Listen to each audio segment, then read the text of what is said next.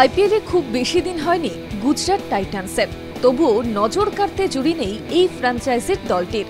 তবে গত বছর হার্দিক পান্ডিয়ার দল ছেড়ে যাওয়ায় বেশ সমস্যার সম্মুখীন হয়েছিল গুজরাট। আগামী আইপিএলে আবার নতুন গুজরাটকে দেখা যাবে বলেই মনে করছেন অনেকেই। ইতিমধ্যেই অন্যান্য দলগুলির মতো 5 ক্রিকেটারকে রিটেনও করানো হয়েছে। তালিকায় রয়েছেন রশিদ খান, শুভমান গিল থেকে শুরু করে সাই সুদর্শনরা। হাতে রয়েছে 69 কোটি টাকা এবং একটি আরটিএম ব্যবহারের সুযোগ। এই সুযোগকে কাজে লাগিয়েই এবার আইপিএল এর নিলামে বাজিমাত করতে মরিয়া গুজরাট দল।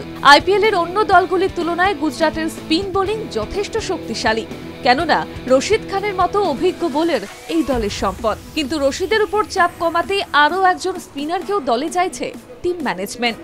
পাশাপাশি শুভমানের সঙ্গী হিসেবে গুজরাটের নজর থাকবে বেশ কিছু ব্যাটসম্যানের দিকেও। সূত্রের খবর, সেই তালিকায় তাদের প্রথম পছন্দে রয়েছেন বাঁহাতি ব্যাটসম্যানরা, যেমন কুইন্টন ডিকক, ঈশান কিষানরা।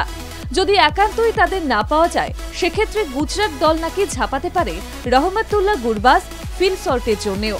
আর পেসার হিসেবে গুজরাটের নজরে রয়েছেন অর্শদীপ সিং, খালিল আহমেদরা।